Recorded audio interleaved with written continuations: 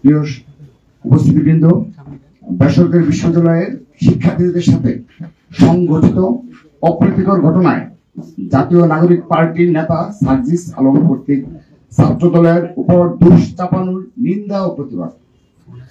গত 5 মার্চ 2025 তারিখে জাতীয় নাগরিক পার্টির নেতা জনাব সার্জিস আলমের সাথে বেসরকারি বিশ্ববিদ্যালয়ের সাধারণ শিক্ষার্থীদের মধ্যে একটি অনাকাঙ্ক্ষিত ও অপ্রীতিকর ঘটনা ঘটেছে। দেশের যে কোনো জায়গায় কোনো অপ্রীতিকর ঘটনা ঘটলেই উদ্দেশ্য প্রণোদিতভাবে বাংলাদেশ জাতীয়তাবাদী ছাত্র দলের নাম জড়ানোর একটি দুরভিসন্ধিমূলক প্রবণতা আমরা লক্ষ্য করছি। বিষয়টি অত্যন্ত উদ্বেগজনক। নর্থ সাউথ বিশ্ববিদ্যালয়ে সংঘটিত ঘটনার প্রকৃত বৃত্তান্ত এই যে বুধবার রাত 10টার পরে সার্জিস আলম তার কর্মী সমর্থকদের নিয়ে বসুন্ধরা এলাকার ঘাটপাড় থেকে নর্থ সাউথ বিশ্ববিদ্যালয়ের 8 নম্বর গেটের দিকে আসেন। এই সময়ে 8 নম্বর গেটে নর্থ সাউথ বিশ্ববিদ্যালয়ের শিক্ষার্থীরা আড্ডারত ছিলেন। গেটের সামনে সার্জিস আলমের উপস্থিতি দেখে বেসরকারি বিশ্ববিদ্যালয়ের ছাত্ররা সার্জিস আলমকে উদ্দেশ্য করে দাবি সিন্ডিকেট ভেঙে দাও, ঘুরিয়ে দাও স্লোগান দেয়। উল্লেখ্য, নবগঠিত গণতান্ত্রিক ছাত্র সংসদে বেসরকারি বিশ্ববিদ্যালয়ের শিক্ষার্থীদের যথাযথ মূল্যায়ন না করার অভিযোগে উক্ত ছাত্র সংগঠনটি কতিপয় ক্ষমতাশালী নেতা আত্মপ্রকাশের দিনেই বেসরকারি বিশ্ববিদ্যালয়ে শিক্ষার্থীদের সাথে মধুর ক্যান্টিনে সংঘর্ষে জড়িয়েছে। জাতীয় নাগরিক পার্টি এবং গণতান্ত্রিক ছাত্র সংসদের শীর্ষ নেতাদের সাথে বেসরকারি বিশ্ববিদ্যালয়ের শিক্ষার্থীদের সাম্প্রতিক উত্তেজনাপূর্ণ সম্পর্কের কথা দেশের সকল রাজনীতি সচেতন মানুষের অবগত।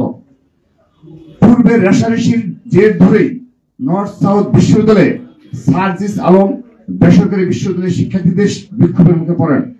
এ সময়ে সার্জিস আলমের সাথে নর্থ সাউথ বিশ্ববিদ্যালয়ের শিক্ষার্থীরা বাক বিতণ্ডায় জড়িয়ে পড়েন।